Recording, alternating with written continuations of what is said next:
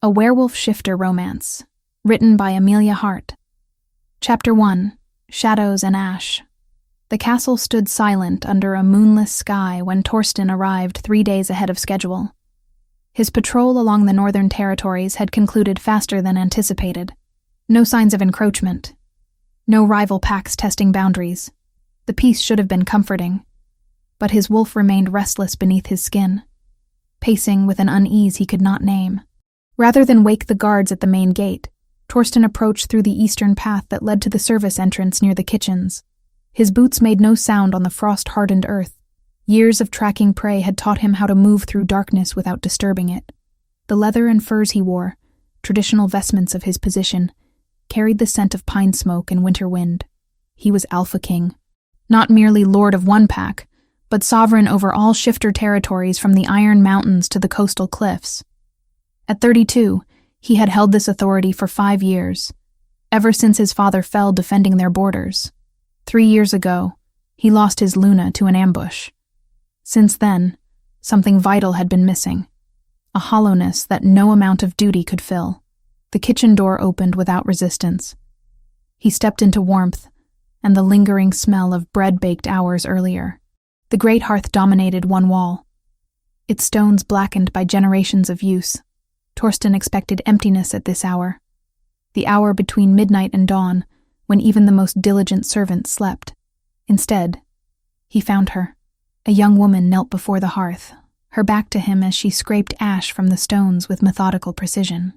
She wore a simple dress of undyed linen, the fabric thin and worn, patched in several places. Her dark hair hung in a braid down her spine, strands escaping to frame a face he could only see in profile. She worked quickly, silently, as though afraid to disturb the night itself. Torsten recognized her immediately. Sable, daughter of Beta Ulrich, his father's most trusted advisor and now his own. He had seen her occasionally over the years, always in the background, always silent. She rarely attended gatherings, and when she did, she remained at the edges, eyes downcast. He realized with uncomfortable clarity that he knew almost nothing about her beyond her name and parentage. He took a step forward, intending to announce his presence rather than startle her. But the floorboard creaked beneath his weight. Sable's reaction was immediate and visceral. She jerked upright, spinning toward the sound.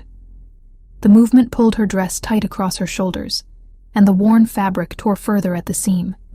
The right side of her bodice fell away, exposing her shoulder and the upper curve of her back. What Torsten saw made his wolf surge forward with sudden, violent fury.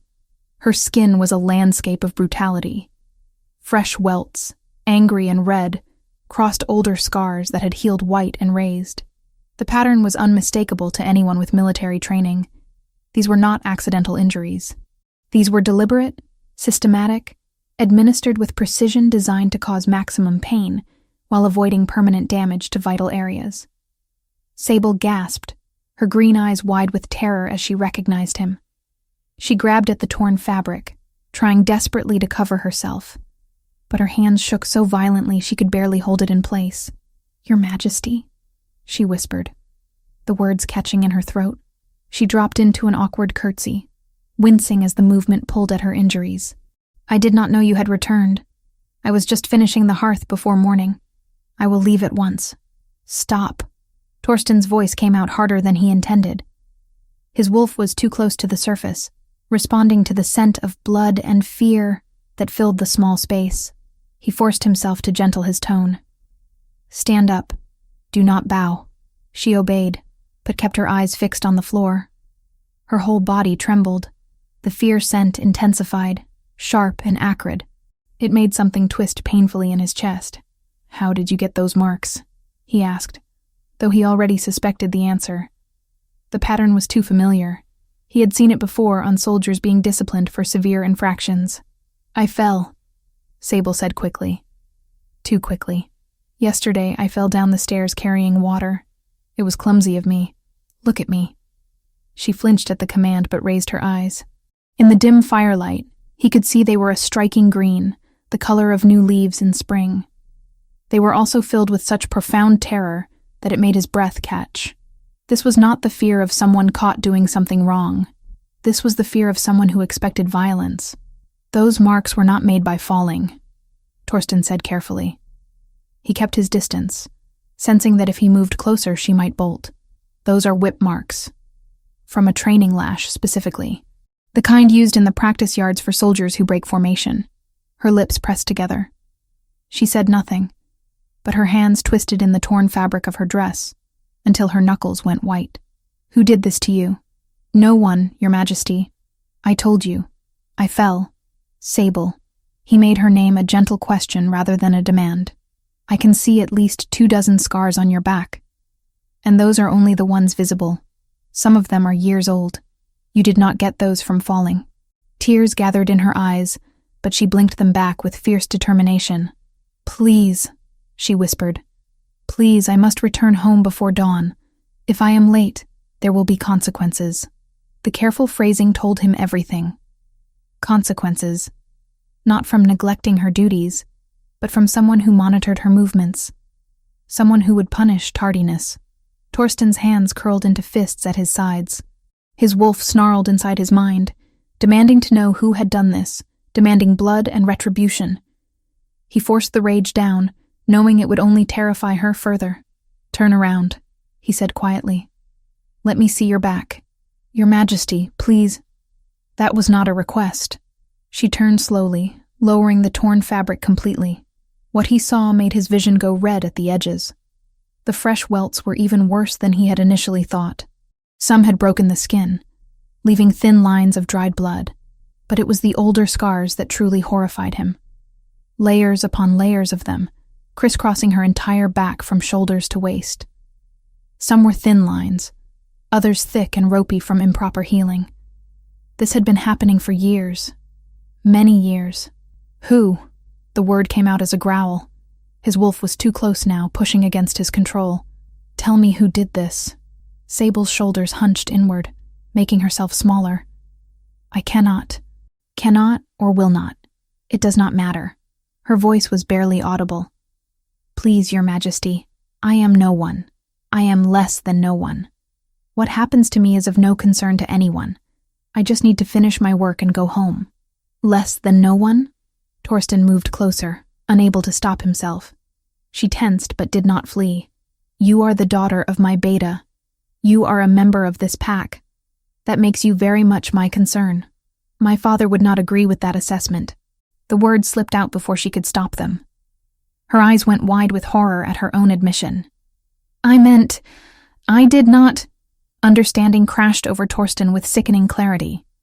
The military precision of the scars, the access to training weapons, the authority to discipline without question, the careful isolation that had kept her invisible for years. Beta Ulrich, her own father. Show me your arms, he said, his voice deadly calm. Your Majesty, now. She pulled up her sleeves with shaking hands. More scars. Burns from hot metal on her forearms. Bruises in various stages of healing circling her wrists where she had been restrained. The wolf inside Torsten howled for release. He wanted to shift, to hunt, to tear apart whoever had done this. But the girl in front of him was already terrified. If he lost control now, he would only make it worse. You will not return home tonight, he said with absolute finality. There are servant quarters here in the castle. You will sleep there. I cannot. Panic edged into her voice. There will be... Please, Your Majesty, you do not understand. I understand perfectly. Torsten met her eyes, letting her see the cold fury he felt. And I am telling you that you will not leave this castle tonight. That is a direct order from your Alpha King. Do you intend to disobey? She stared at him, trapped between two sources of authority and clearly expecting punishment regardless of which she chose. Finally, she whispered, No, Your Majesty. Good. He moved to the door and called out. A guard appeared within moments, looking surprised to see the king. Escort this woman to the eastern servant quarters. Give her a room with a lock on the inside. She is not to leave, and no one is to disturb her. Post a guard if necessary. The guard glanced at Sable with curiosity, but had the sense not to ask questions. Yes, Your Majesty. Sable looked at Torsten one more time. There was no gratitude in her expression, only exhaustion and resignation. She expected this protection to be temporary. She expected to eventually pay for this night of safety. As the guard led her away, Torsten stood alone in the kitchen. The smell of her blood still hung in the air, mixing with old fear and newer desperation. His wolf circled restlessly, unsatisfied with merely removing her from immediate danger. It wanted more. It wanted justice. It wanted to understand why his wolf cared so much about someone he barely knew. He ran a hand through his dark hair, feeling the weight of his beard against his palm. 3 years since Astrid's death, and he had felt nothing. No interest in potential mates, no desire for connection. He had assumed that part of him had died with her. But standing in this kitchen, looking at the blood-stained ash where Sable had been working, he felt something stir. Not attraction. Not yet. Something more fundamental. A bone-deep certainty that she was important. That what happened to her mattered in ways he could not yet explain. Dawn would come in a few hours. He needed to sleep, to think clearly before taking action. But he knew sleep would not come. Every time he closed his eyes, he would see those scars. Every time he breathed, he would smell that fear. His beta, Ulrich, who had served his father for decades, who had pledged loyalty to Torsten himself, who sat in council meetings and made decisions about pack law and justice. That same man went home and systematically brutalized his own daughter. How many others knew? How many had seen and said nothing? How long had she been invisible, suffering in silence while the rest of them went about their duties? Torsten walked to where she had been kneeling. Her cleaning cloth lay abandoned on the stones, stained with ash and blood where her wounds had seeped through her dress. He picked it up, the fabric rough against his palm. Tomorrow, he would begin asking questions. Tomorrow, he would start unraveling the truth. But tonight, he would stand here in this kitchen and acknowledge a fundamental failure. He was Alpha King. He was supposed to protect his people, and he had not even known one of them needed protecting.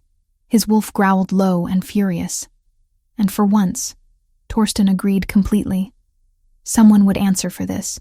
Someone would pay.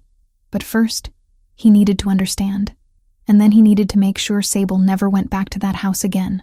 Chapter 2: Hidden Truths. Torsten did not sleep that night. He stood on the battlements watching the eastern sky gradually lighten from black to deep blue to pale gray. Somewhere in the servant quarters below, Sable was either sleeping or lying awake, probably wondering what fresh hell this intervention would bring her. He suspected the latter. People who lived with constant fear did not rest easily. When dawn finally broke across the mountains, he descended to the great hall. Servants were already moving through the corridors, preparing for the day. He watched them with new eyes, wondering how many other invisible sufferers moved among them, how many secrets these stone walls contained. He positioned himself where he could observe the kitchen entrance without being obvious. He needed to see her routine, to understand the scope of what had been hidden in plain sight. Sable appeared shortly after sunrise. She wore a different dress, equally worn and patched, and moved with careful precision that suggested every motion caused pain. She kept her head down as she entered the kitchen, disappearing from his view. He gave her a few minutes, then followed. The kitchen bustled with morning activity. 3 other servants prepared breakfast for the castle's inhabitants, their chatter falling silent when Torsten entered. Sable stood at the far counter, scrubbing vegetables with single-minded focus. She had not looked up when he entered, though her shoulders had tensed slightly. She knew he was there. "Continue your work," Torsten told the others, his tone making it clear this was not a social visit. They obeyed, though he caught nervous glances passing between them. He spent the next hour simply observing. Sable worked without pause, moving from one task to another. When the head cook distributed morning bread to the staff, she took none. When someone asked if she wanted ale, she shook her head silently. She ate nothing, drank nothing, spoke to no one. When one of the male servants passed close behind her carrying firewood, she flinched so violently she nearly dropped the pot she was holding. The man did not even seem to notice, but Torsten noticed. His wolf noticed. Over the following days, he continued his observation while maintaining his regular duties. Council meetings felt interminable when he knew Sable was somewhere in the castle working herself to exhaustion. He found excuses to walk past the kitchens, the laundry, the storerooms where she labored. A pattern emerged. She arrived before dawn and left after dark. She never ate proper meals, only scraps if anything at all. Her movements were those of someone accustomed to making themselves invisible, to taking up as little space as possible. And every single time a man came near her, even in passing, her entire body went rigid with anticipation of violence. On the third day, Torsten sought out the castle's oldest servants. He found Berta in the weaving room, a woman who had served his grandfather. "Tell me about Ulrich's daughter," he said without preamble. Berta's weathered face creased with discomfort. "Sable? She is a quiet girl, Your Majesty. Hard worker. How long has she worked in the kitchens? 8 years, perhaps. Since she was 16. And before that, she lived in her father's house. Rarely saw her at all after her mother passed. When did her mother die? 15 years ago. Childbirth. The babe did not survive either. Berta's fingers stilled on her loom. Ulrich took it hard. Changed him, some said. Changed him how? Became stricter. More focused on honor and discipline. Said the pack had grown too soft. She hesitated. Your Majesty, if I may ask, why these questions about the girl? Answer mine first. Did anyone ever see marks on her? Injuries? Berta's silence was answer enough. You saw, Torsten said flatly, and said nothing. It was not our place. She whispered. Ulrich is Beta.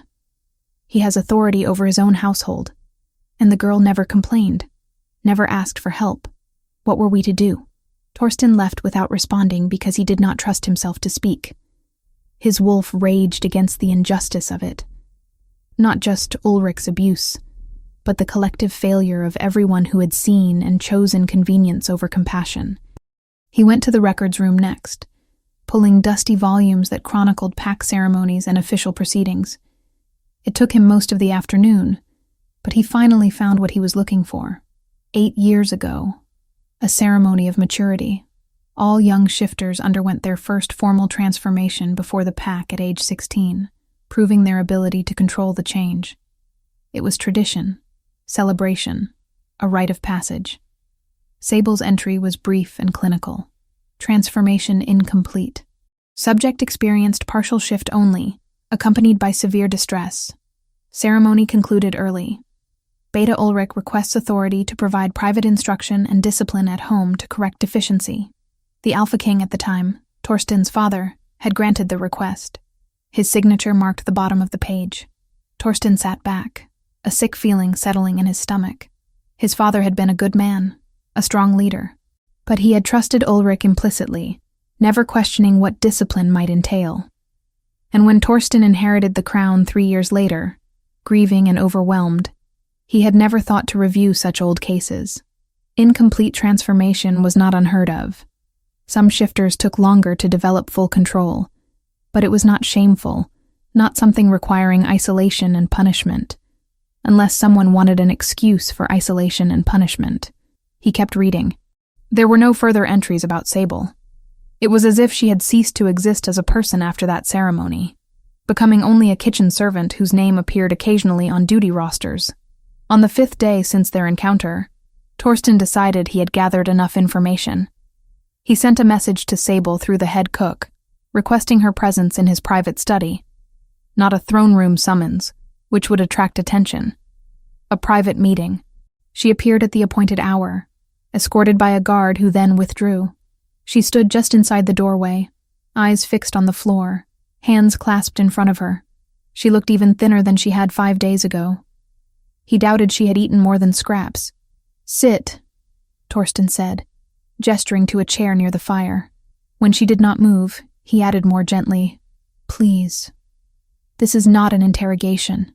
She sat on the very edge of the chair, perched as if ready to flee at any moment. Her green eyes darted around the room, taking in exits and potential threats before settling back on the floor. Torsten had prepared food. Simple fare that would not intimidate. Bread, cheese, dried fruit, a pitcher of water. He placed it on the table beside her chair. Eat, he said. I am not hungry, Your Majesty. That was not a question about your appetite. Eat. Her hands trembled as she reached for the bread. She took a small piece, barely a mouthful, and ate it with deliberate slowness, as if she had forgotten how to eat proper food, or as if she expected it to be taken away at any moment. More, Torsten ordered. She obeyed, taking larger pieces. He watched her eat half the bread and some cheese before she finally seemed to relax slightly.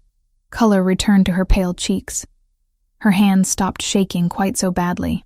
I need you to tell me about your father, Torsten said once she had finished. The fear scent spiked immediately. Your Majesty, I cannot— Yes, you can. And you will. He kept his voice firm, but not harsh. I have already seen your scars. I have already spoken to others in the castle. I know your father has been hurting you for years. What I need to understand is why. Sable's jaw clenched. For a long moment, he thought she would refuse. Then, in a voice barely above a whisper, she began to speak. My mother died giving birth to my brother 15 years ago. The baby died too. It was my fault. How was it your fault? You were 9 years old. My father says I tired her out. I was difficult as a child, always asking questions, always wanting to train with the warriors. I exhausted her. When she became pregnant again, she was already weak. Sable's fingers twisted in her lap. My father loved her very much. After she died, he said he would make me strong where she was weak, disciplined where I was wild. He started hitting you then? At 9 years old? Not hitting. Training. To make me better. To make me worthy of my mother's sacrifice. The words came out mechanical, rehearsed. How many times had she been told this? Until she believed it. But I kept failing. I was never good enough. Never disciplined enough. And then came my maturity ceremony. She stopped, her breathing becoming shallow. Tell me about the ceremony, Torsten prompted. I was 16. All my training should have prepared me for my first transformation. But the night before, my father gave me tea. He said it would calm my nerves. I drank it. Her voice cracked. When the ceremony began, I could not shift. I tried, but it was like something was blocking me. The pain was terrible, but nothing happened. Partial change only. Claws and teeth, but no true form. The pack watched me fail. They watched me scream and writhe on the ground, unable to complete what every other shifter does naturally. Your father gave you something that blocked the transformation. She looked up at him sharply, genuine surprise crossing her face. How did you— I read the records, and I have seen enough sabotage to recognize it. Torsten leaned forward. He drugged you deliberately, Sable. He made you fail on purpose. No, but there was doubt in her voice now. He would not. Why would he do that? To give himself an excuse. A failed transformation meant you needed private discipline. It meant he could isolate you, control you, hurt you, all under the guise of correction. And no one would question Beta Ulrich's methods for dealing with his defective daughter. The words were harsh, but they needed to be said. She needed to hear the truth. Sable stood abruptly, her chair scraping back. I should return to my duties. Sit down. Your Majesty. Sit. Down. This time it was an alpha command, layered with power that made her wolf respond instinctively. She sat, but her whole body vibrated with tension. I am going to investigate this formally, Torsten said. I am going to bring your father before the council and present evidence of what he has done. And I am going to make sure he never touches you again. You cannot. Panic filled her voice. You do not understand what he is capable of. He is Beta. He has authority, respect, allies. They will never believe me over him. And when they do not, when you cannot prove anything, he will take me home and he will— She cut herself off, chest heaving. He will not take you anywhere. You are under my protection now. Protection. She laughed, a broken sound. For how long? A week? A month? Eventually, this will fade from your attention. You will have other matters to attend to. And I will still be his daughter, his property, his shame to correct as he sees fit. The resignation in her voice was worse than the fear. She truly believed nothing could change. Torsten rose and moved closer, crouching so their eyes were level. She tensed but did not flee. Listen to me carefully. I am Alpha King. What I say becomes law, and I am telling you that you are under my personal protection. You will not return to that house. You will not be alone with your father. You will not be hurt again. Do you understand? Why? The question was barely audible. Why do you care? I am no one. I am the broken daughter of your beta. I have no value to anyone. You are a member of my pack. That gives you value. That gives you protection. He held her gaze. And what was done to you was wrong. It was evil, and I will not allow it to continue. Tears gathered in her green eyes but did not fall. You cannot promise that. Watch me. For the first time since he had met her, something other than fear crossed her face. Hope, perhaps, or the beginning of belief. It was fragile, easily shattered, but it was there. I need you to trust me, Torsten said quietly. Just for a little while. Can you do that? After a long moment, Sable nodded. It was a small movement, hesitant and uncertain. But it was agreement. Good. Then we begin tomorrow. I will convene the council. And this time, the truth will be heard. Chapter 3. The Reckoning. The council chamber felt colder than usual when Torsten entered the following morning. 7 members sat around the heavy oak table, their faces showing varying degrees of curiosity and concern at being summoned with such urgency. Beta Ulrich sat in his customary seat to the right of where Torsten would stand, his expression calm and unreadable. Torsten took his position at the head of the table, feeling the weight of the leather and fur mantle across his shoulders. His beard was freshly trimmed, his bearing that of absolute authority. This would be no casual discussion. This was judgment. I have called you here to address a matter of grave concern, he began, his voice carrying clearly through the stone chamber. A matter that touches on the very foundation of our laws regarding protection of pack members. The council members exchanged glances. Ulrich remained perfectly still, though something flickered in his eyes. Wariness, perhaps. 3 nights ago, I discovered evidence of systematic abuse against a member of this pack. Abuse that has continued for years, hidden from view, ignored by those who witnessed it. Torsten let the words settle. The victim is Sable, daughter of Beta Ulrich. The reaction was immediate. Gasps from some, shocked silence from others. Ulrich's face remained stone, but his hands gripped the armrests of his chair with whitening knuckles. That is a serious accusation, Your Majesty, said Councillor Brennus, an older wolf with silver threading his dark hair. What evidence supports such a claim? I have seen the evidence myself. Scars covering her back, arms, wrists, burns, welts both fresh and old, injuries consistent with prolonged, deliberate violence. Torsten pulled out the records he had found.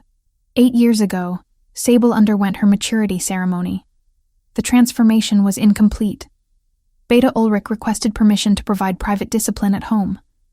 My father granted that request. Since then, Sable has been isolated, working as a servant in our kitchens, while her father has used that failed ceremony as justification for years of brutality. She is clumsy, Ulrich said, his voice steady. Always has been. Falls frequently. I have tried to teach her grace, but she resists instruction. The marks on her back are from a military training lash. The pattern is unmistakable. Torsten's voice hardened. Do not insult this council's intelligence by claiming otherwise. Perhaps she requires strict discipline, offered Councillor Hakan, though he looked uncomfortable saying it. Some young wolves are more difficult than others. She is 24 years old, Torsten said. She has been receiving this discipline since she was 9, when her mother died.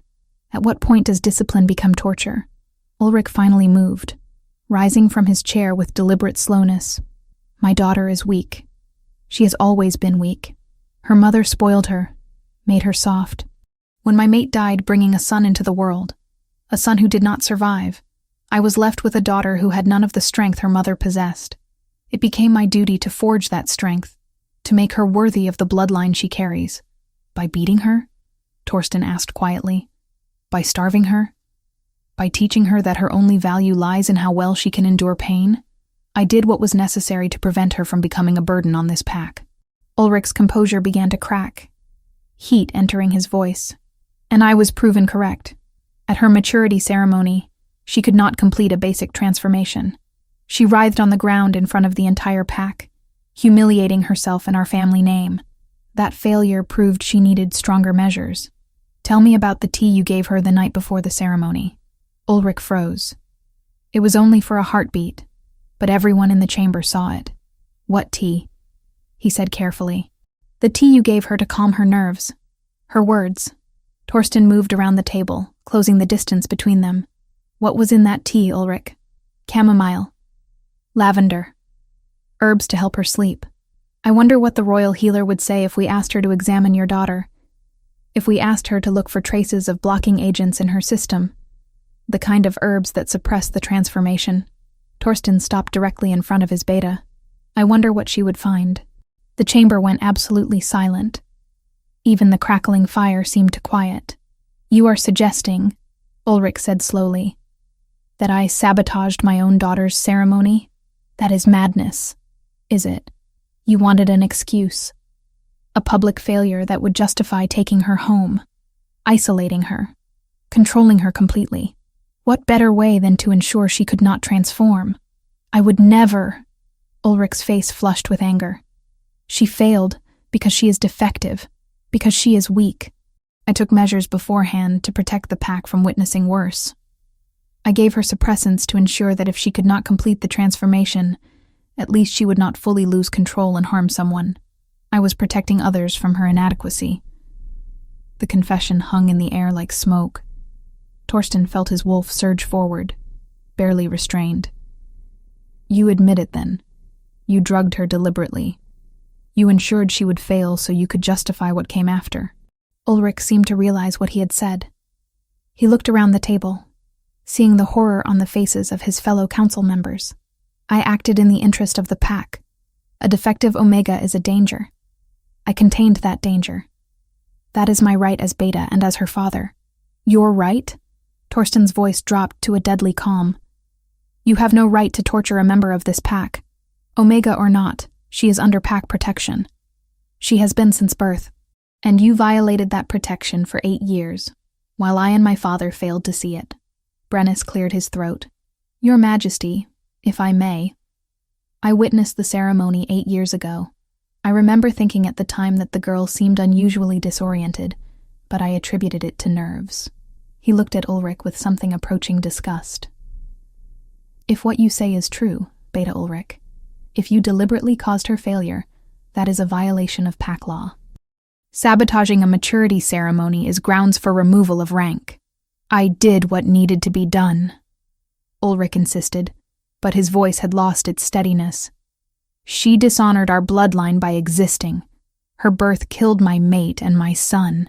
Every day she drew breath was an insult to their memory. I tried to make her strong enough to deserve survival. I tried to forge her into something useful, but she remained weak, defiant, ungrateful for the attention I gave her. Attention. Torsten repeated the word as if tasting poison. You call years of beatings attention? I call it necessary correction for an Omega who could not even manage a basic transformation. Because you prevented it. The shout echoed off the stone walls. Torsten's wolf was so close now, his eyes flashing amber. You destroyed her ability, and then punished her for the destruction. You blamed a child for her mother's death and spent 15 years making her pay for the crime of surviving. Another council member spoke up. Aldwin, who rarely contributed but whose opinion carried weight. I must confess something. 3 years ago, I saw the girl in the market. She was carrying supplies for the kitchens. Her sleeve had slipped, and I saw burn marks on her arms. When I asked about it, she claimed an accident with hot oil. I suspected otherwise, but Ulrich was Beta. His authority over his household was absolute. I told myself it was not my place to interfere. I too saw signs, admitted Hakan quietly. She flinched whenever men came near her. I thought perhaps she was simply timid by nature. You all saw, Torsten said, looking at each of them in turn. You all suspected. And you all chose to do nothing because it was easier than confronting a man in power. Uncomfortable silence met his accusation. They could not deny it. I will not make that mistake, Torsten turned back to Ulrich. Effective immediately, you are removed from your position as Beta. You are stripped of all advisory roles and council privileges.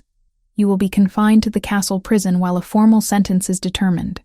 You cannot do this. Ulrich's composure finally shattered. I have served this pack for 30 years. I served your father loyally through wars and famine. I have bled for our people. And you would cast me aside for disciplining my own daughter? You tortured her. I tried to make her strong. You broke her. Torsten's voice cracked like a whip. You took a child and you systematically destroyed her until she believed she deserved the pain, until she believed she was worthless, until she could not even eat a meal without permission. She is worthless. Ulrich spat. She killed my mate. She dishonored our name. Every day I looked at her and saw my failure to produce a worthy heir. I did what any father would do when faced with such disappointment. No.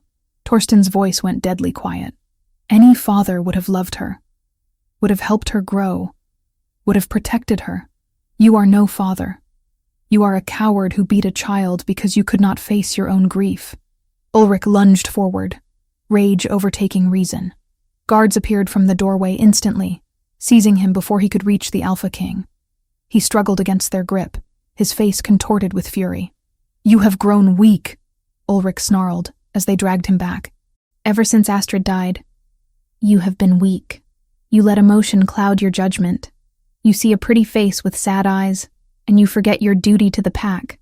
She has bewitched you somehow, turned you against your own people. This is not about justice. This is about you trying to fill the hole your dead mate left behind. The words struck deep, but Torsten did not flinch. Take him to the cells. Post guards. No visitors. As the guards hauled Ulrich toward the door, the former Beta turned back one last time. This is not over. You will regret choosing her over me. The pack will never accept a broken Omega as anything more than what she is. And when you finally see that truth, when you realize your mistake, it will be too late. The damage will be done. The door slammed shut behind him, cutting off whatever else he might have said. Torsten stood in the sudden silence, feeling the eyes of the council on him. Does anyone else wish to voice objections to my decision? No one spoke. Good. Then we are adjourned. He left the chamber without waiting for formal dismissal, his mind already racing ahead. Ulrich was contained, but Sable did not know that yet. She would have heard that the council was convened, would be waiting in terror for the outcome. He found her exactly where he expected to, in the kitchens, scrubbing the same pot over and over with mechanical precision. Her hands were raw from the hot water and harsh soap. She did not look up when he entered, but her shoulders tensed. Come with me, Torsten said gently. She set down the pot and followed without question, without looking at anyone else in the kitchen. They walked through corridors until they reached a section of the castle she had likely never entered, the residential wing where higher-ranking pack members lived. These will be your quarters, he said, opening a door to a modest but comfortable room. You have a lock on the inside. 2 guards will be posted in the hallway at all times. No one enters without your permission. Sable stood in the doorway, staring at the room as if it were a trap. What happened at the council? Your father confessed. He admitted to sabotaging your transformation ceremony. He is being held in the cells pending formal sentencing. Her legs seemed to give out. She caught herself against the door frame, breathing hard. He will kill me. When he gets out, he will kill me. He will not get out. Not for a very long time. Torsten moved closer but maintained distance. You are safe now. Why? The question came out broken. Why are you doing this? I am nothing. My father is right. I am worthless, broken, a shame to our bloodline. Why would you risk his anger? Risk the council's disapproval? Risk political complications for someone like me? Torsten had asked himself the same question throughout the sleepless nights. He still did not have a complete answer. But he had part of one. Because you are my responsibility, he said quietly. Because I failed you. And I will not fail you again. Because what happened to you was wrong, and I have the power to make it right. She looked at him then, really looked at him, and he saw the desperate hope warring with years of learned helplessness in those green eyes. I do not know how to be safe, she whispered. Then I will teach you. Chapter 4. Healing Wounds. The room felt too large. Sable sat on the edge of the bed, hands folded in her lap, staring at walls that held no memories of pain. Clean linens, a window with actual glass, a hearth with wood already stacked beside it. Luxury beyond anything she had known in 8 years. She did not sleep that first night. Every creak of settling wood made her jump. Every footstep in the corridor sent her heart racing. The lock on the inside of the door felt like a lie. Locks could be broken. Doors could be forced. Safety was an illusion that would shatter the moment she let herself believe in it. Dawn came eventually. With it came a knock at her door, gentle but firm. Sable? A woman's voice, aged and kind. I am Marin, the castle healer. The Alpha King has asked me to examine you, if you will allow it. Sable opened the door slowly. The woman standing there had white hair braided in the traditional style. Deep lines around eyes that held both wisdom and warmth.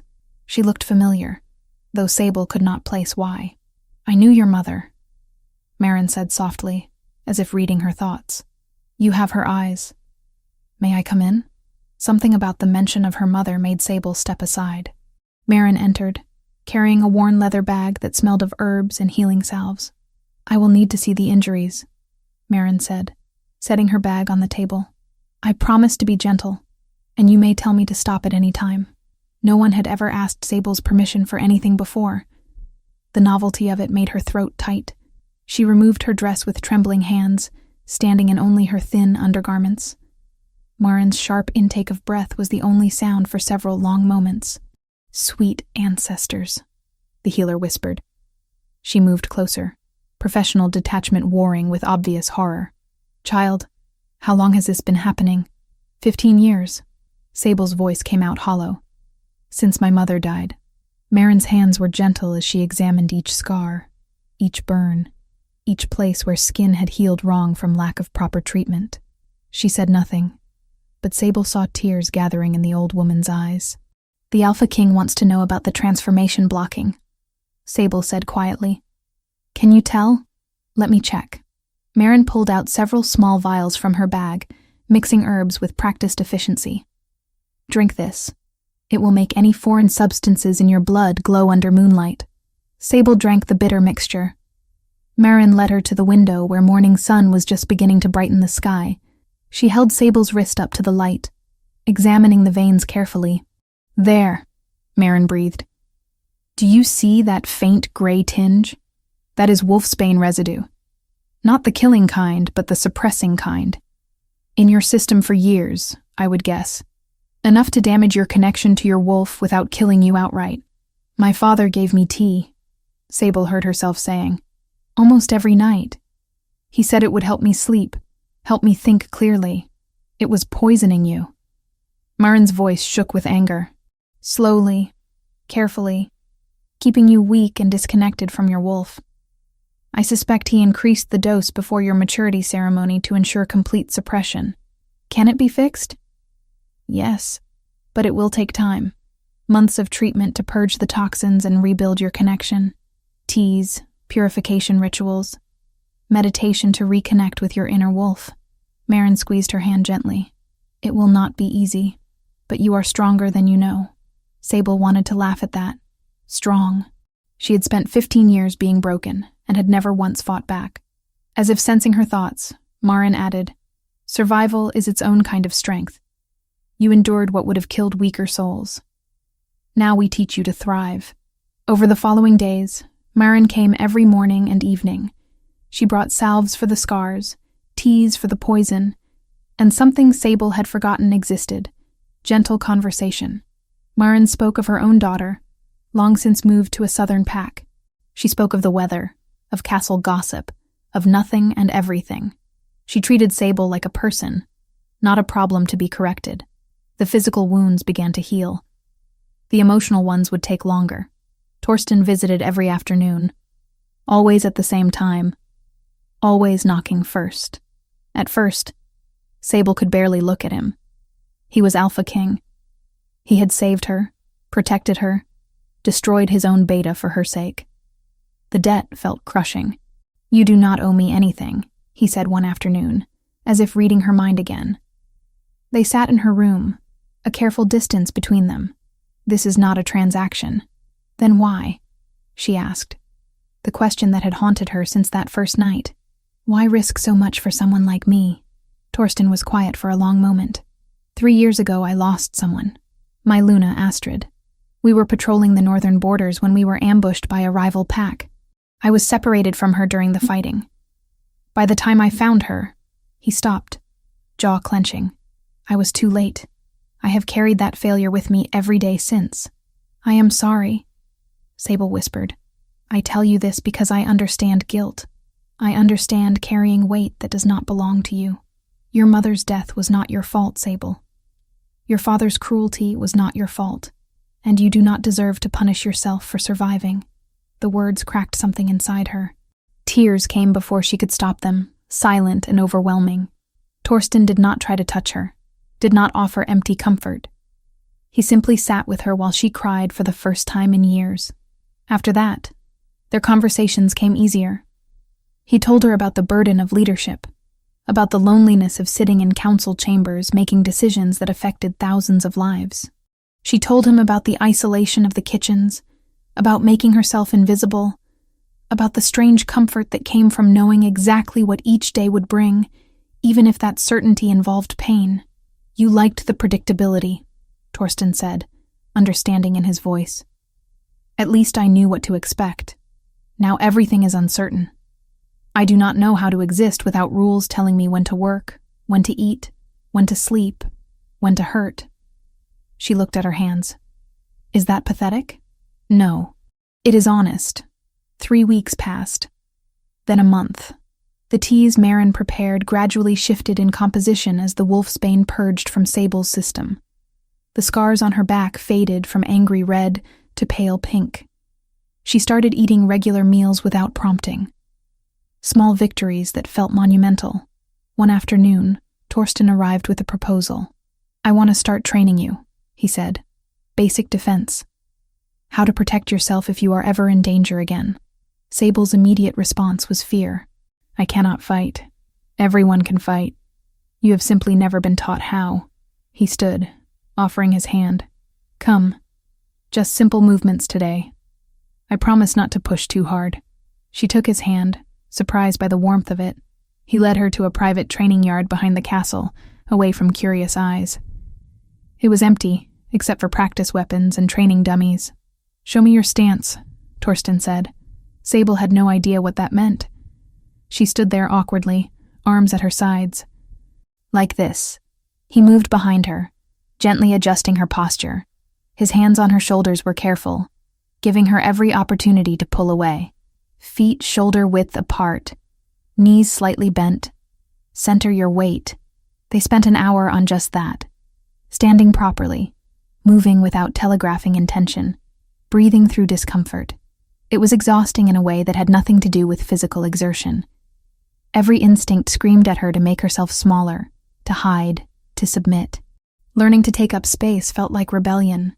"Better," Torsten said as the sun began to set. "Tomorrow we will work on blocks. Tomorrow." The promise of it felt dangerous and thrilling at once. That night, Sable dreamed of running through forests, not in fear, but in freedom. She woke gasping, the phantom sensation of wind in her fur still vivid. Her wolf, distant and weak, but there, still there. The next morning, Maren examined her with obvious satisfaction. "The connection is rebuilding. Slowly, but steadily. In another month or 2, we might attempt a partial transformation, just to test your control." Hope was a fragile thing. Sable held it carefully, afraid to squeeze too tight. 2 months after the council meeting, formal judgment was passed on Ulrich. Sable was not required to attend, but Torsten offered her the choice. "He cannot hurt you anymore," Torsten said. "But if you want to see him face consequences, you have that right." She went. Not because she wanted to, but because some part of her needed to see it end. The council chamber was full. Ulrich stood in the center, hands bound, flanked by guards. He looked older than she remembered, smaller somehow, When his eyes found hers in the crowd, she saw hatred so pure it felt like a physical blow. "Beta Ulrich." Torsten's voice rang with absolute authority.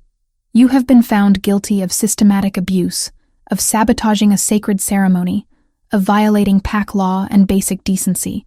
The council has voted. You are hereby stripped of all rank and titles.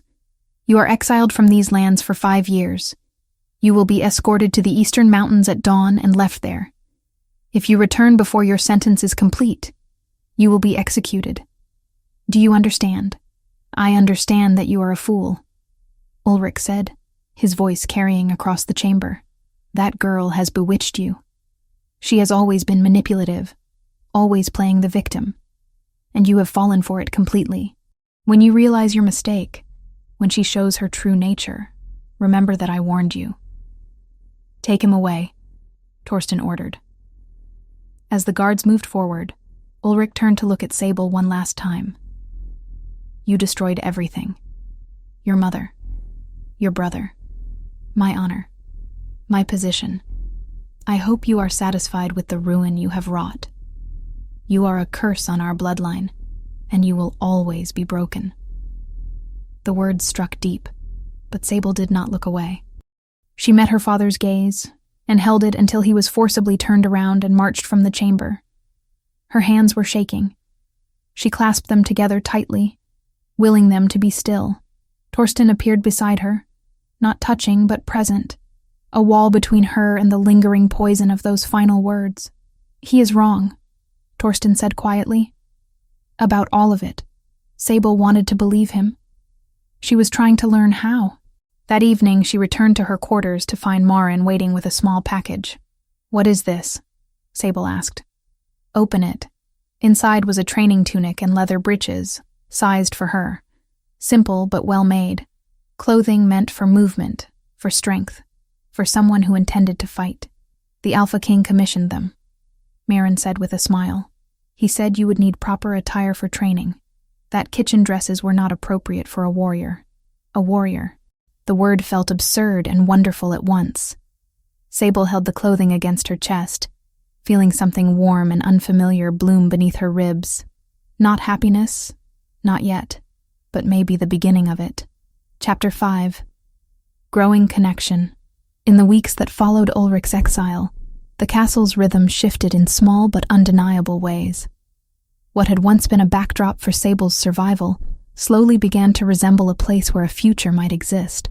3 months passed since Ulrich's exile, and the castle transformed from a place of silent suffering into something resembling sanctuary. Sable woke each morning without the immediate terror that had once defined her existence. The lock on her door remained unused most nights now, though its presence still comforted her. Marin's treatments showed undeniable progress. The wolfsbane had been systematically purged from Sable's system through carefully measured teas and purification rituals that left her exhausted but cleaner somehow, as if poison had seeped from her very bones. The scars on her back faded from angry red to pale silver, still present but no longer screaming their history to anyone who looked. "You are healing remarkably well," Marin said one morning as she examined Sable's arms. "The connection to your wolf is strengthening. I can feel it when I check your pulse. The rhythm is changing, becoming more synchronized with your inner nature. When can I try to shift?" Sable asked, the question both eager and terrified. "Soon. Another few weeks to be certain. Rushing it could damage the bond permanently." Marin squeezed her hand gently. "Patience, child. You have already come so far." Torsten had become a constant presence in her new life, arriving each afternoon at the same hour with the reliability of sunrise. They no longer met in her quarters where everything felt weighted with formality. Instead, they walked the castle grounds, spoke in the library, or sat in the gardens when weather permitted. Their conversations had evolved beyond trauma and recovery into something more substantial. Torsten spoke of the burdens of leadership, the impossible choices that kept him awake at night, the weight of knowing that every decision affected hundreds of lives. Sable listened and found herself offering perspectives he had not considered, seeing problems from angles his advisors missed. "You would make a good counselor," he said one afternoon as they walked along the eastern wall. "You see connections others overlook." "I spent years watching people," Sable replied, When you are invisible, you notice things. The cook favors her left side because her hip pains her. The head guard drinks more when his son writes from the southern territories. The younger servants gossip about which warriors are gentle and which are cruel. Small details that reveal larger truths. Torsten studied her with an expression she could not quite read. I have been thinking. When you are ready, I would like to begin training you properly. Not just recovery, but actual combat skills. Why? The question came automatically. Defensive. Because you should know how to protect yourself. Because strength is not just physical, but mental. Because I think you would excel at it. He paused. And because I want you to never feel helpless again. Something warm and dangerous bloomed in Sable's chest at those words. She pushed it down carefully. Gratitude was not the same as affection. Protection was not the same as care. She needed to remember that. But when Torsten looked at her with those gray eyes that held both sadness and determination, remembering became difficult. Training began the following week in a private section of the practice yards where they would not be observed by curious warriors. Torsten started with basics, stance and movement, how to read an opponent's intentions through body language. You already know this instinctively, he told her during their first session. You have been reading threats your entire life. We are simply giving you tools to respond. He was right. Sable discovered that years of anticipating her father's moods had taught her to recognize aggression in its earliest stages. When Torsten moved to strike during a drill, she knew his intention before his arm fully extended. Her body responded with blocks she had not consciously learned, muscle memory built from survival. Good, Torsten said after she successfully deflected a series of attacks. You are faster than you think. They trained for an hour each morning before the castle fully woke. Sable found herself looking forward to those sessions with an anticipation that felt dangerous. It was not just the training, though she genuinely enjoyed learning to fight.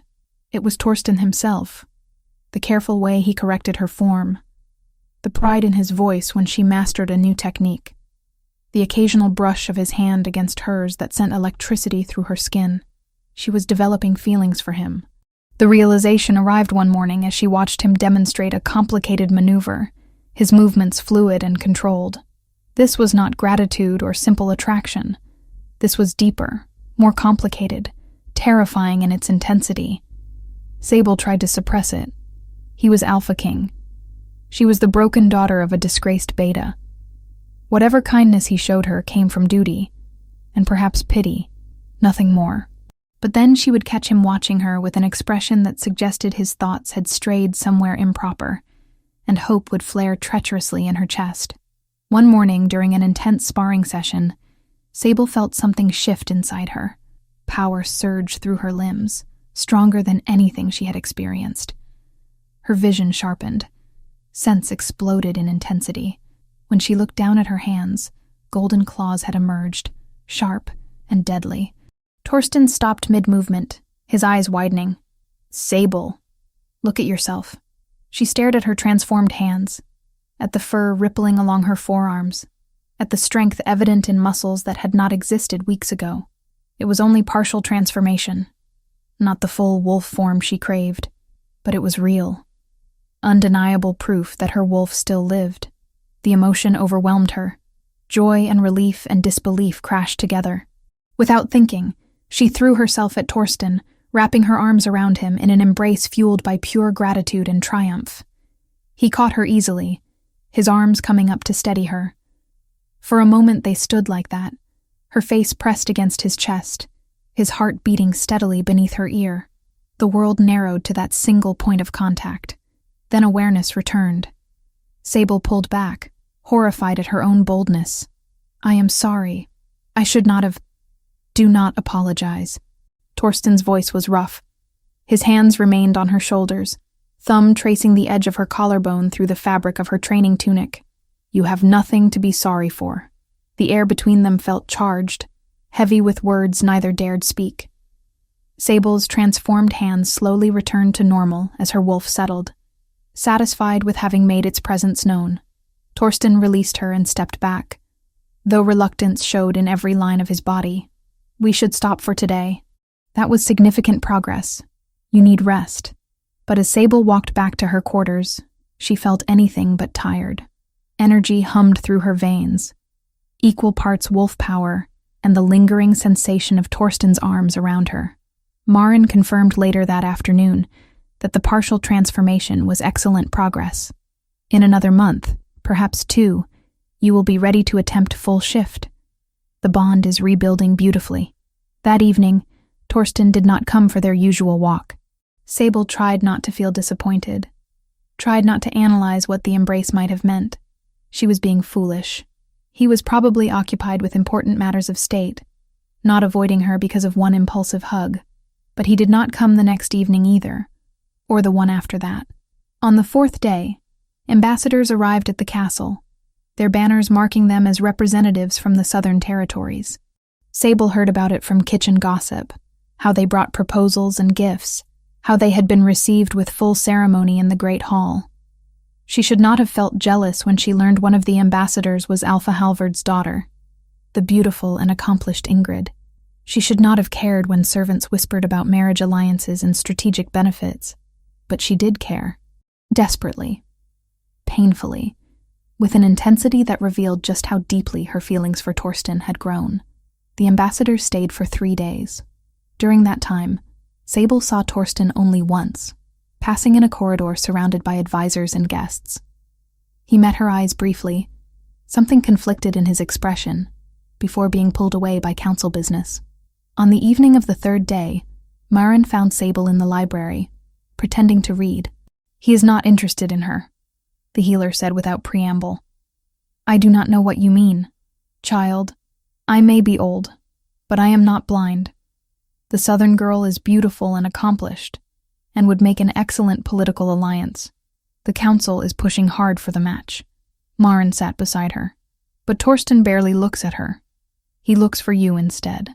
Even when you are not in the room, he looks. That does not mean anything. It means everything. But he is afraid." "Of what?" "Of taking advantage of you. Of confusing gratitude with genuine feeling. Of rushing you into something before you are ready." Maren's voice was gentle. "He cares for you deeply, Sable, but he does not want to pressure you. So he holds back, probably suffering terribly while doing so." The words settled over Sable, warm and terrifying. "I do not know what to do. You do nothing until you are certain of your own heart. And when you are certain, you be honest. Life is too short for games, especially for those who have already lost so much time to suffering." The ambassadors departed the next morning. By afternoon, word spread that the Alpha King had politely declined the marriage proposal, offering instead a treaty of mutual trade and defense. The council, apparently, was not pleased. That evening, Torsten finally appeared at Sable's door. He looked exhausted, tension evident in the set of his shoulders. "Walk with me?" he asked. They walked in silence through corridors and out into the gardens where spring flowers had begun to bloom. The air smelled of rain and new growth. "I owe you an explanation," Torsten said finally, "for avoiding you these past days." "You do not owe me anything." "I do, though. You deserve honesty." He stopped walking, turning to face her fully. "When you embraced me after your transformation, I wanted nothing more than to hold you and not let go. That terrified me. You have been through unimaginable trauma. The last thing you need is pressure from me, from someone in a position of power over you. You have never pressured me," Sable said quietly. "But I want to. That is the problem. I want to court you properly, to see if what I feel is real and lasting. But I am afraid of my own intentions, afraid that I am taking advantage of your vulnerability, afraid that you feel obligated because I protected you." Sable's heart hammered in her chest. "What do you feel?" "Something I have not felt since Astrid died. Something that grows stronger every day. When I am in council meetings, I think about what you would advise. When I train, I wish you were there. When I sleep, I dream of—" He stopped himself. "It does not matter what I feel if you are not ready, if you do not feel the same." The vulnerability in his voice undid something in Sable. This was not the Alpha King speaking. This was simply Torsten, a man who had lost love and found it again in the most unexpected place. "I thought I was alone in this," she whispered. "I thought you saw me as a responsibility, Something broken you needed to fix.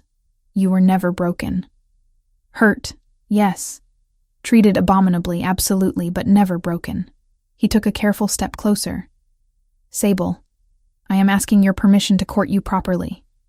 Not as king to subject, but as one person to another. If you need time, I will wait. If you do not want this at all, I will accept that, and never mention it again. Sable looked at him. At this man who had saved her life, and then taught her to save herself, who had been patient when she expected violence, who looked at her as if she mattered. The answer came easily. Yes, she said. I want that. The smile that broke across Torsten's face was worth every moment of uncertainty. He reached for her hand, and this time when their fingers interlaced, it felt like a beginning, rather than an ending. Chapter 6. Blood and Resolve. The message arrived on a gray morning 2 weeks after Torsten and Sable had begun their courtship. A messenger from the Northern Territories, mud-splattered and exhausted, delivered it directly to the Alpha King during breakfast in the Great Hall. Torsten read it once, his expression darkening with each line. Then he read it again, jaw clenching. What is it? Sable asked quietly. She sat beside him now at meals, a position that had caused some raised eyebrows among the council, but no outright objections. Trouble. The kind I have been expecting for 3 years. He handed her the parchment. The message was brief and brutal. Alpha Ragnar of the Northern Pack demanded the fertile hunting territories along the border, lands that had belonged to Torsten's pack for generations. If the demand was not met within 2 weeks, Ragnar would consider it an act of hostility and respond accordingly. War, in everything but name. This is the pack that killed Astrid, Torsten said, his voice low enough that only Sable could hear. They have been testing our borders for years, waiting for a moment of weakness. They think now is that moment. Because of me, Sable realized. Because you removed your beta, and the council is divided. They see instability. They see opportunity. Torsten stood, addressing the hall. Council, war room, now. The next hours blurred into strategic planning. Maps were spread across tables, marking patrol routes and defensive positions. Messengers were dispatched to allied packs requesting support. Warriors were called from outlying territories to reinforce the castle garrison. Sable watched from the edge of the room, technically present, but not participating. She listened as Torsten coordinated defense with the precision of someone who had fought and won battles before. The council deferred to his military judgment, even as they questioned his personal decisions. We should accept Ragnar's terms, Councillor Håkon suggested. The hunting grounds are rich, yes, but not worth pack lives. If we give him those lands, he will demand more next season, Torsten replied. Appeasement does not work with wolves like Ragnar. He respects only strength. Then we fight, said Brennus. But our forces are spread thin. We need every capable warrior. That evening, as Torsten prepared patrol strategies, Sable found him in his private study. Maps covered every surface, marked with positions and movements. I want to help, she said without preamble. Torsten looked up, exhaustion evident in the lines around his eyes. You are helping. Your presence here steadies me. That is not what I mean. I want to fight. I have been training. I can defend myself now. No. The word was absolute. Absolutely not. Why? Because I am not strong enough? Because I might fail? Because I cannot lose you. The admission came out raw. Torsten set down the map he had been studying. I have already lost one person I cared about to Ragnar's pack. I will not risk you the same way. You do not have the right to make that choice for me. Sable's voice remained steady despite her racing heart. I am not a fragile thing to be protected anymore. You have spent months teaching me to be strong. Let me be strong. Being strong does not mean throwing yourself into danger unnecessarily. And being cautious does not mean hiding from every threat. She moved closer. Torsten, I have spent my entire life being told what I cannot do, what I am not capable of. Please do not become another voice in that chorus. He stared at her, conflict written across his features. If something happened to you, then it would be my choice, my risk.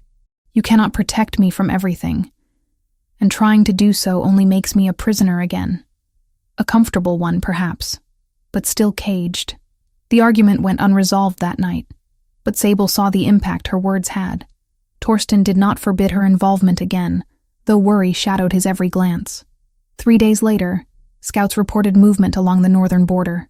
Not a full assault yet, but testing parties, probing for weaknesses. Torsten ordered increased patrols and moved warriors into position. Sable continued her training with renewed intensity. Maren had declared her ready to attempt full transformation, and they scheduled it for the following evening. But Sable felt the shift building inside her even without ritual preparation.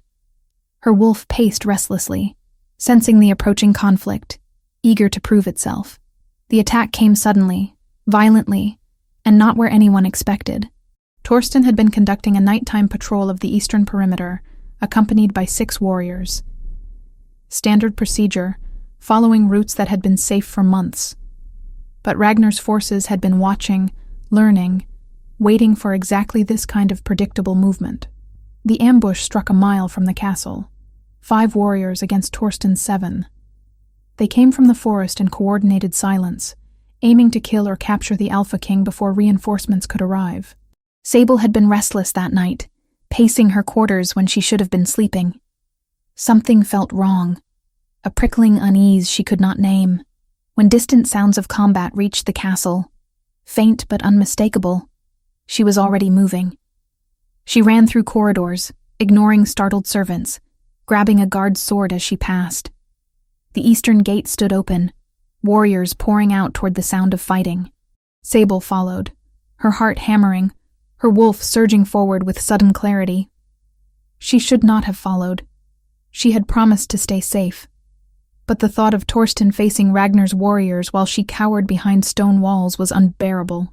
The forest was dark, lit only by scattered moonlight through heavy clouds. Sable followed the sounds of snarling and the metallic scent of blood. Her eyesight sharpened impossibly. Her hearing caught nuances she had never noticed before. Her wolf was rising, responding to danger and desperation. She found them in a clearing torn apart by combat. Bodies lay scattered, some moving, and some terribly still. Torsten fought in full wolf form, massive and dark-furred, his gray eyes burning with fury. He had already killed 2 attackers, but 3 more circled him, coordinating their strikes with practiced precision. One lunged. Torsten twisted, catching the wolf by the throat and throwing it aside, but the maneuver left him exposed. Another attacker dove for his flank, jaws aimed at the vulnerable space between ribs. Sable did not think. She ran forward, sword raised, and drove the blade into the attacking wolf's shoulder. It howled and turned on her, rage and pain making it sloppy. She dodged its strike, using techniques Torsten had drilled into her during countless training sessions. Power exploded through her body. Bones cracked and reformed, muscles tearing and rebuilding. The sword fell from hands that were no longer hands. Her vision went gold, her senses overwhelming in their intensity. She shifted. Fully, completely, for the first time in her life. The wolf that emerged was smaller than the males surrounding her, but fast and dark-furred with distinctive silver markings along her flanks. She felt whole in a way she had never experienced, her human consciousness melding perfectly with her wolf's instincts. The wounded attacker hesitated, surprised by the sudden transformation. Sable used that hesitation. She lunged, going for the throat, her teeth finding purchase. Hot blood filled her mouth. The attacker collapsed. Torsten had frozen mid-strike, staring at her with shock and something that might have been pride. The remaining 2 attackers took advantage of his distraction, one landing a solid bite on his shoulder. The fury that filled Sable was primal and absolute.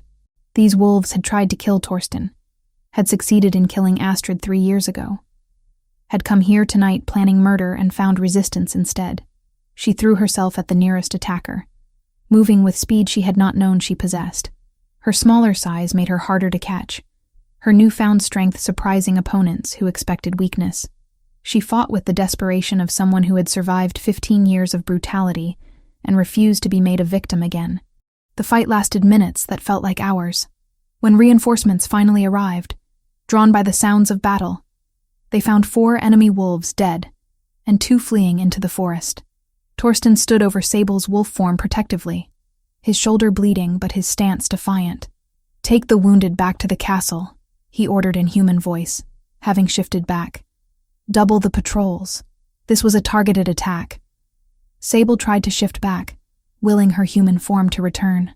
It took longer than the initial transformation, her wolf reluctant to retreat after such triumph. But eventually she managed it, collapsing naked and shaking in the torn grass. Someone threw a cloak over her. Torsten knelt beside her, his hands gentle as they checked for injuries.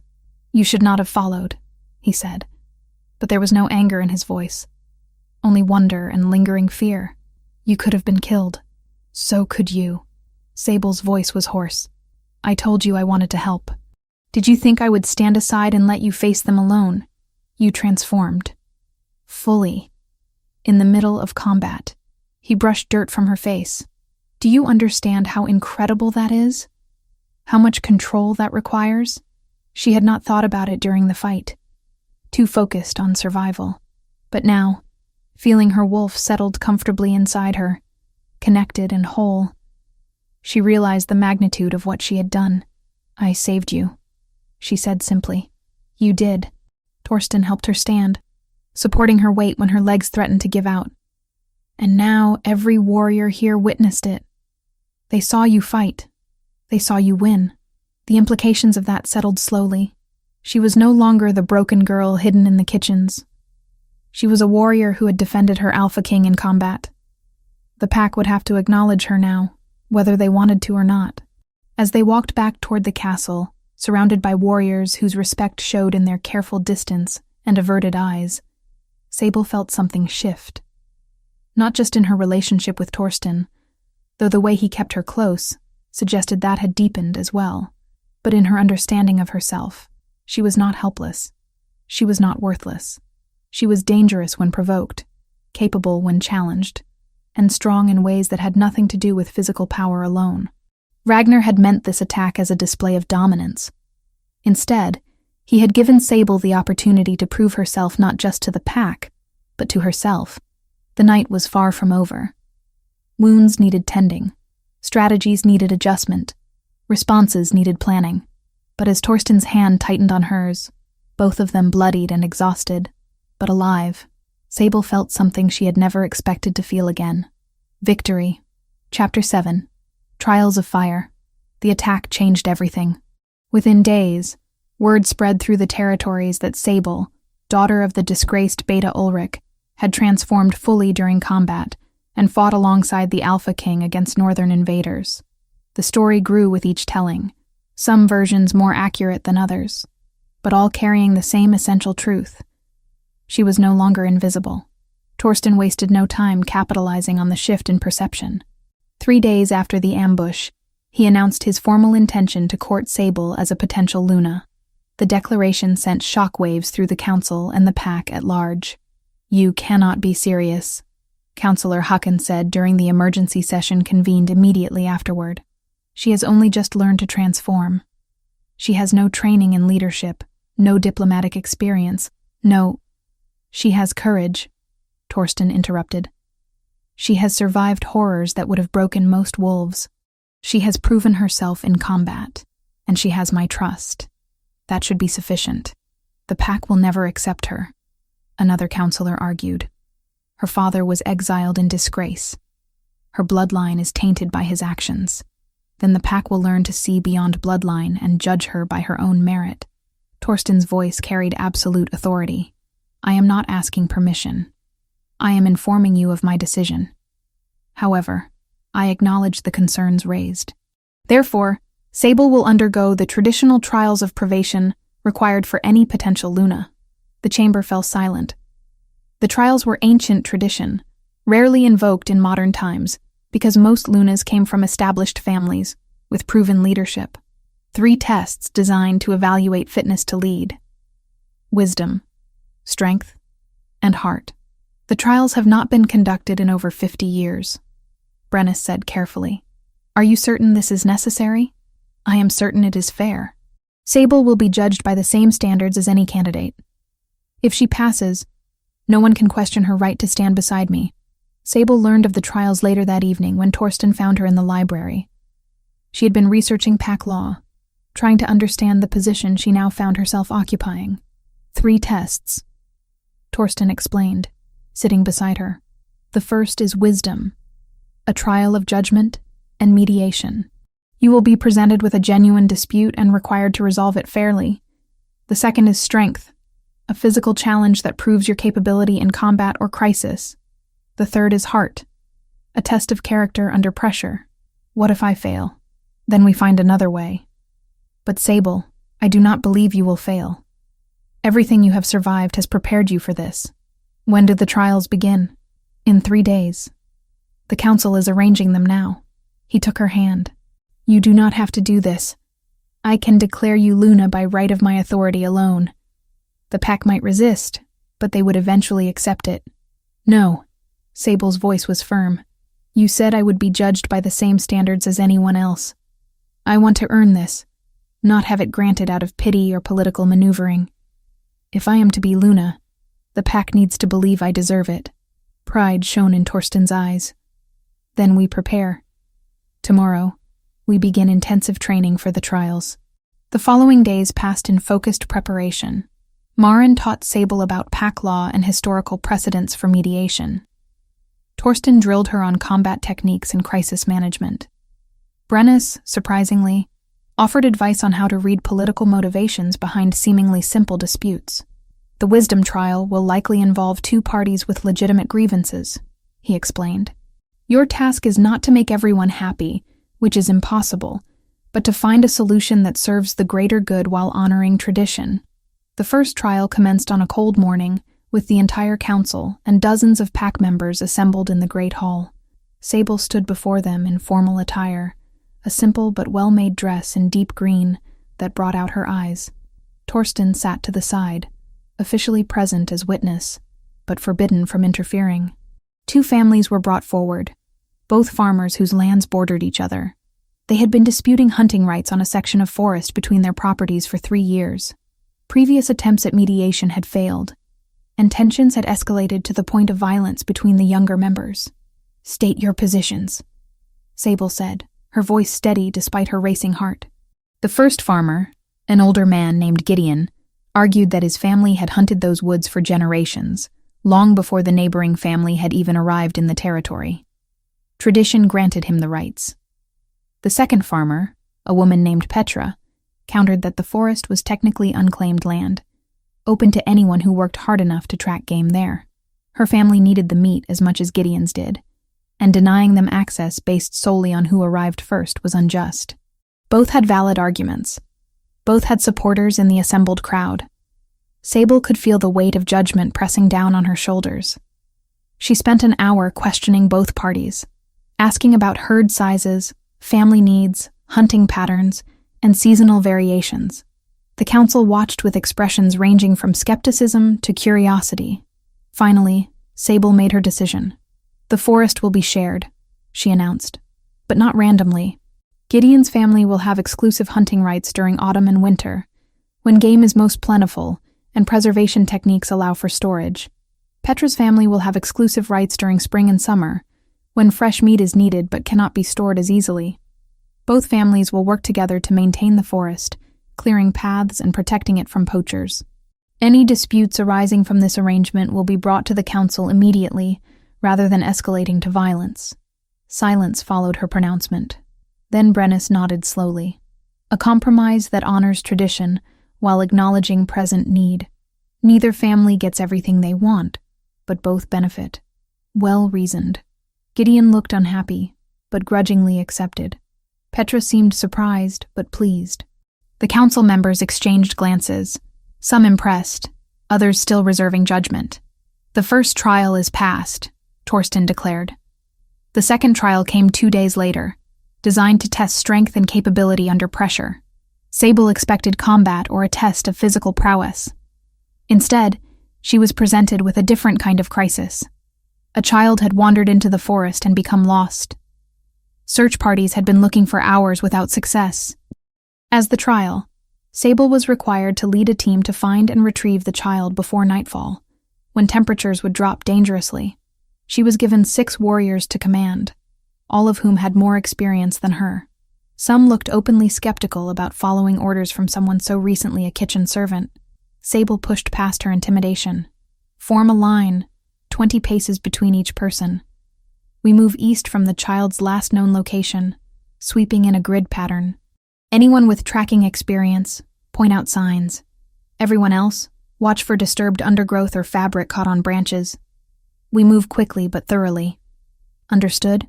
They moved out, following her instructions with varying degrees of enthusiasm.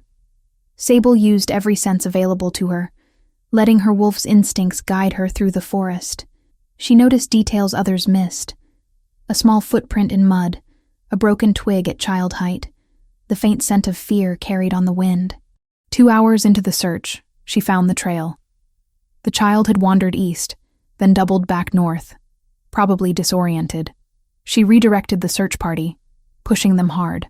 They found the girl just before dusk, cold and frightened, but unharmed, huddled beneath a fallen log. Sable approached slowly, speaking gently, her own memories of fear making her careful not to frighten the child further. "You are safe now," she said, wrapping her cloak around the shivering girl. "Let us get you home." The warriors who had doubted her carried new respect in their eyes as they returned to the castle. The child's parents wept with gratitude. The council acknowledged her success. "The second trial is past," Torsten said, his pride evident despite the required neutrality. The third trial was scheduled for the following evening, during the full moon. The trial of heart, the most difficult to quantify and the most subjective in judgment.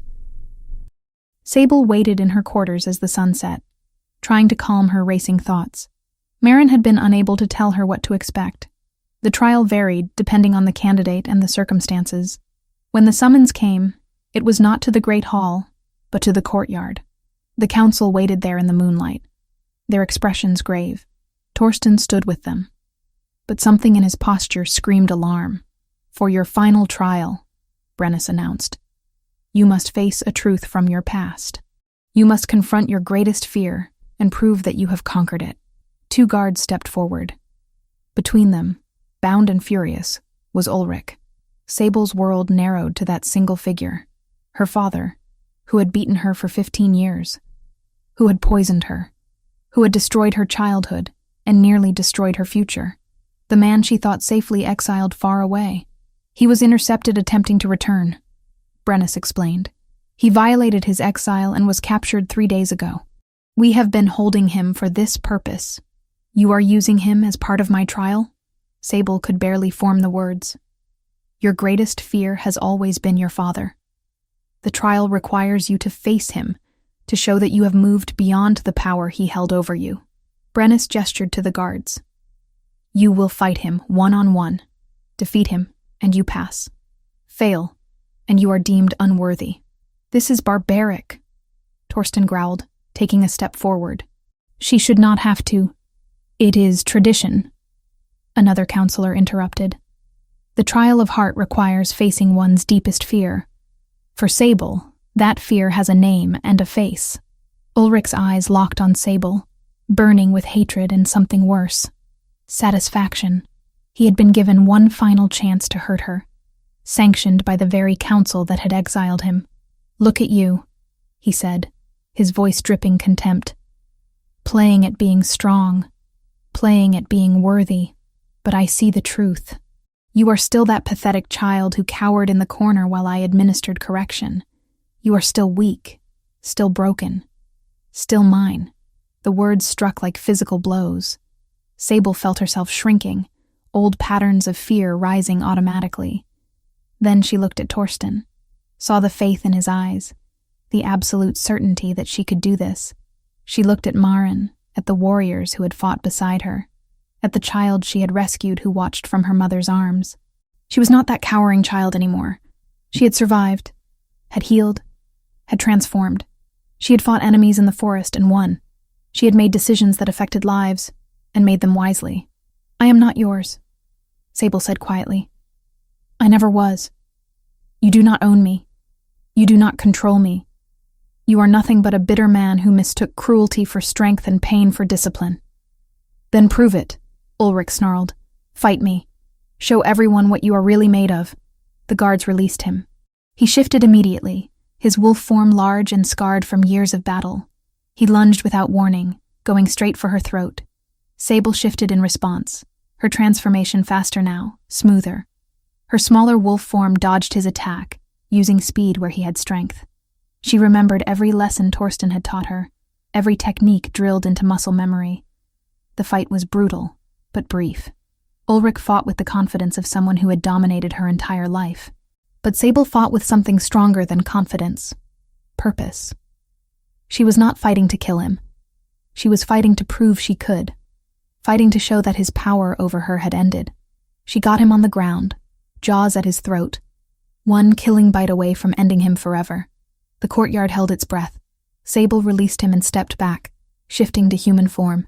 Someone threw a cloak over her shoulders.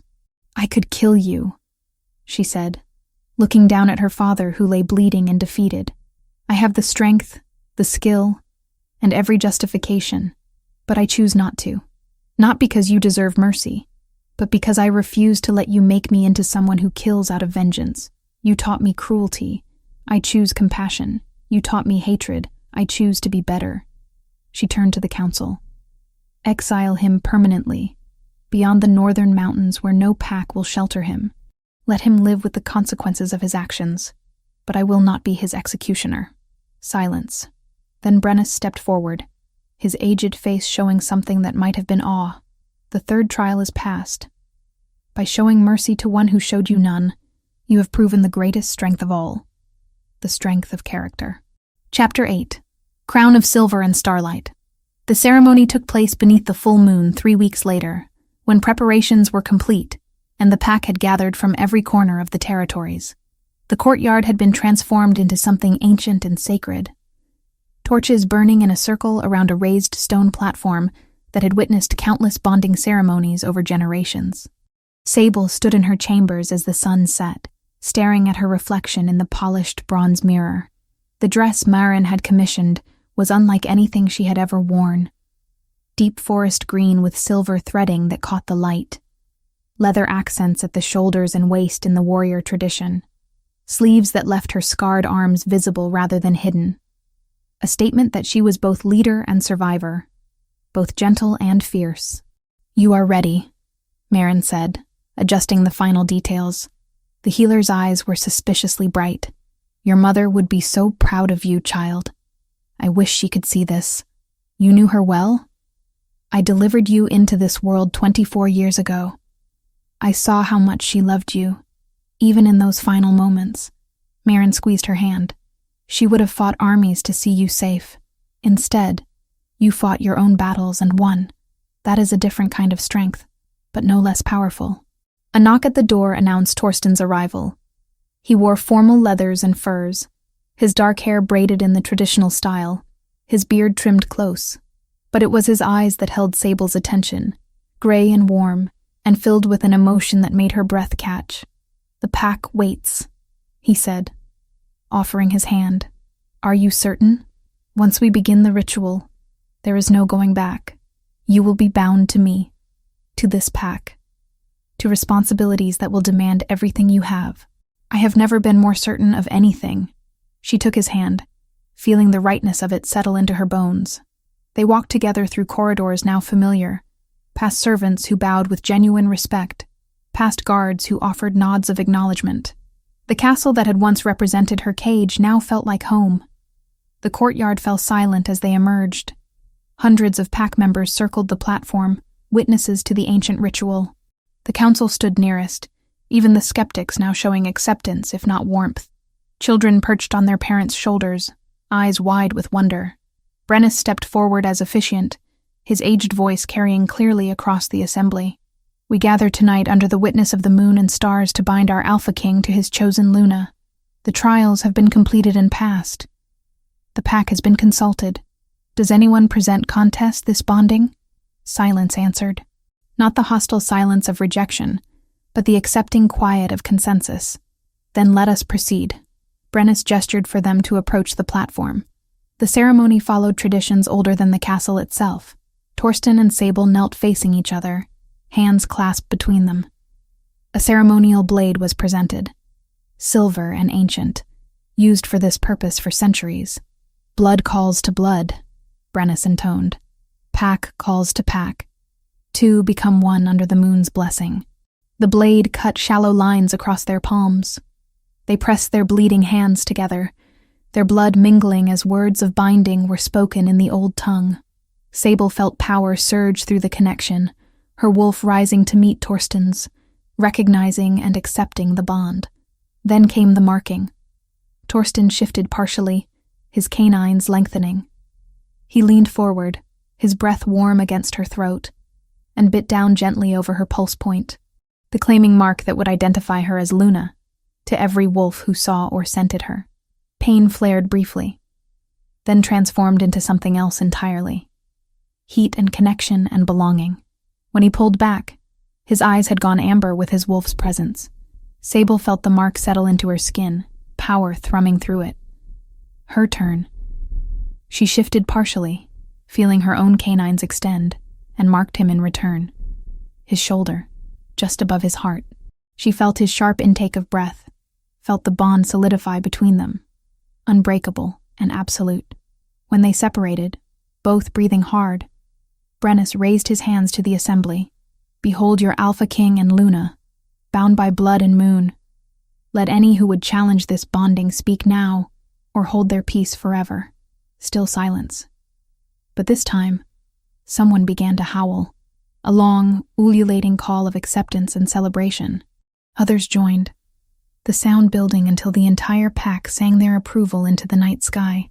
Even those who had doubted, even those who had questioned, they all acknowledged the completion of the ritual. Sable's own wolf rose in response, and for the first time, she howled with her pack, not as an outsider or a victim, but as their Luna. The sound felt like freedom given voice. The formal ceremony concluded with the presentation of Luna marks. Marin stepped forward bearing ceremonial paint made from crushed silver leaves and blessed water. She drew traditional symbols across Sable's collarbones and down her arms, covering the old scars with new marks of power and authority. These signify your role as Luna, Marin explained, her voice thick with emotion. Protector of the vulnerable, voice of wisdom, heart of the pack. When the marks were complete, Torsten helped Sable stand. They turned to face the assembly together, his arm around her waist, her hand over his heart. My Luna, he said simply, and the pride in his voice echoed across the courtyard. The celebration that followed lasted until dawn. Food and drink flowed freely, music played, and pack members who had never spoken to Sable before approached with congratulations and offerings. Children brought her flowers. Warriors offered pledges of loyalty. Even the skeptical counselors bent their heads in respect. But amid the celebration, reality intruded. A messenger arrived near midnight with urgent news. Torsten read the dispatch, his expression hardening. What is it? Sable asked quietly. Ragnar. He has withdrawn his forces from our borders and sent a formal request for peace talks. The attack 3 weeks ago failed, and he has apparently decided that continued aggression is not in his interest. Torsten showed her the message. He offers a non-aggression treaty and trade agreements. Because you are strong, Sable realized. Because the pack is unified again. He sees no weakness to exploit. Partially. But also because word reached him about you. About your trials. About the bonding ceremony. About the pack's acceptance. Torsten's smile was grim. He remembers Astrid, how her loss weakened me. He expected the same vulnerability. Instead, he sees a Luna who fought beside her alpha and earned her position through merit. It changes the calculation. Will you accept the treaty? That is not my decision alone anymore. What do you think, Luna? The title still felt strange, but Sable considered the question seriously. We accept, not because we fear him, but because peace serves the pack better than war. But we remain vigilant. Trust must be earned, not granted freely. Wise counsel. Torsten kissed her forehead. We will present it to the council tomorrow. Tonight we celebrate. Days later, when the treaty was formalized, and representatives from the southern territories had arrived to renegotiate the trade agreements they had previously offered. Sable found herself in the council chambers as a full participant, rather than an observer. Alpha Halvard himself attended, along with his daughter Ingrid. "I will admit," Halvard said, studying Sable with frank appraisal, "when Torsten declined my proposal for alliance through marriage, I was offended. Now I understand why. You have proven yourself beyond any political match could have accomplished." Ingrid, surprisingly gracious, added, "The stories of your trials have spread through all the territories. You have become something of a legend. The Luna who rose from nothing to stand beside the Alpha King. I did not rise from nothing," Sable corrected gently. "I survived trauma, yes, but I am not defined solely by suffering. I am defined by what I chose to do afterward, by the strength I found within myself, with help from those who believed I was worth saving." Halvard nodded slowly. "You have wisdom beyond your years. I am pleased to offer formal alliance between our territories, not through marriage, but through mutual respect and shared interest." The treaty was signed that afternoon, witnessed by both councils. What Ragnar's aggression had failed to destroy, diplomacy and demonstrated strength had secured. Weeks passed into months. Sable grew into her role as Luna, discovering talents she had not known she possessed. She mediated disputes with fairness that earned respect. She trained young warriors, teaching them that survival required more than physical strength. She established safe places within the castle for those suffering abuse, ensuring no one else would endure what she had endured in silence. Torsten watched her with undisguised admiration as she transformed not just herself, but the pack's entire approach to protecting its vulnerable members. The laws he implemented at her suggestion became models that other territories began adopting. "You have changed everything," he told her one evening, as they stood on the battlements watching the sunset. "Not just for me, but for all of us. We changed everything," Sable corrected, leaning into his warmth. "You saved me first. You taught me I could be more than what I had been told I was. And you taught me that strength is not the absence of fear or pain, but what you do despite them." Marin appeared in the doorway behind them, her expression carefully neutral, but her eyes twinkling. "Your Majesties, the Council requests your presence. There are new proposals to review regarding the expansion of the protection laws to outlying villages." Duty called, as it always would. But as Sable walked beside Torsten through the castle they now ruled together, she felt only gratitude for the path that had led here. From kitchen servant to Luna, from broken girl to powerful woman, from invisible to essential. The scars on her back would never fully disappear. The memories of 15 years of abuse would always lurk in dark corners of her mind, but they no longer defined her. They were part of her story. Yes, but not the conclusion. She had survived. She had healed. She had found love and purpose and belonging. And now, she would ensure that others found the same. That night, as the full moon rose silver and bright over the castle, 2 wolves ran through the forest together. One large and dark, one smaller with distinctive silver markings. They ran not from danger, but toward freedom, their howls blending into a song of triumph and joy. The Alpha King and his Luna, partners in every sense, leaders of a pack that had learned to see strength in unexpected places and value resilience as highly as any bloodline. And in the castle behind them, in quarters that had once housed a terrified servant girl, a single candle burned in the window, a light in the darkness, a beacon for those still suffering, a promise that change was possible. The end